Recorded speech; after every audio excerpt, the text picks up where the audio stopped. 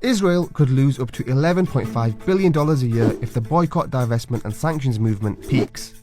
That's if the EU legislates to boycott all Israeli goods and blocks foreign investment into the state. Is this likely to happen? Well, opinions vary. Israel's government economists say it's hard to predict, but it is possible. Foreign investment into Israel fell to around $6 billion in 2014. That's the same year they launched a deadly offensive on Gaza that killed 1,462 civilians. But by 2016, that figure had doubled to almost $12 billion. What about exports? Washington-based Brookings Institute says consumer boycotts won't drastically affect Israel's economy, but data from the World Bank shows Israel's intermediate exports dropped by nearly $8 billion in that same period. Consumer boycotts work with academic and cultural boycotts. If people refuse to work with Israeli academic institutions for their involvement in, let's say, the strategies behind the use of disproportionate force against the Palestinians, or musicians refuse to perform in Israel in solidarity with the people of Gaza and the West Bank, it gets people talking. Lord, Elvis Costello, Lauryn Hill, they've all refused to play in Israel. And other artists are openly advocating for BDS. How can I work with any institution complicit in Israeli human rights abuses? These smaller boycotts are supposed to start a chain reaction. Sanctions is the ultimate. That's why it's BDS. S comes at the end. It's no coincidence, because you need a lot of B and D to reach the S. And it's slowly working. Companies are closing up shop in Israel. Some have been refused lucrative contracts explicitly for their involvement in Israeli occupation projects. Others are speculated to have been pressured by the BDS campaign into submission. But whatever their motives, they've divested from Israel. A UN report has also found 206 companies that are linked to illegal settlements.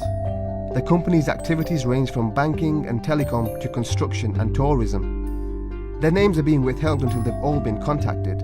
US Ambassador to the UN Nikki Haley reportedly threatened the UN Human Rights Council with a cut in funding if the names were to be published. South American states have also disassociated themselves.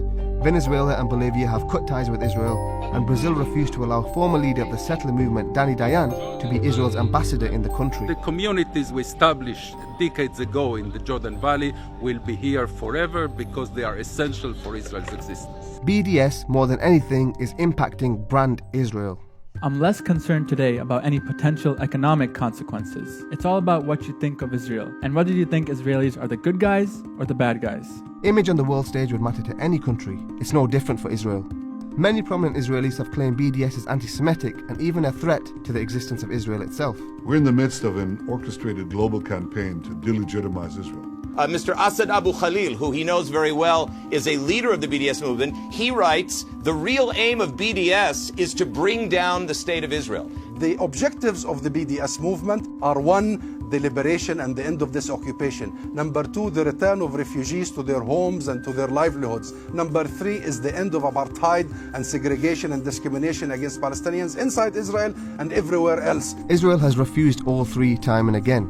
The Netanyahu government instead enacted anti-BDS legislation at home and gave covert power to the Ministry of Strategic Affairs to tackle BDS abroad. They successfully lobbied a number of US states to punish supporters of the movement. 24 states have passed laws restricting their business with companies that boycott Israel just in the past 2.5 years. And these states are saying, we regard boycotting Israel to be a form of national, religious, or ethnic discrimination. It's bigotry, and we won't do business with it. The ministry has since established a commando unit ordered to launch campaigns against pro-Palestinian projects. BDS has now been nominated for a Nobel Peace Prize. At the same time, Israel has banned the members of 20 activist groups from entering the country, including the Jewish Voice for Peace. Although Israel's economy has not been crippled by boycotts and divestments, the movement is having a serious impact on the country's reputation. And we all remember what that did to South Africa. Is the distinguished representative of the Republic of South Africa.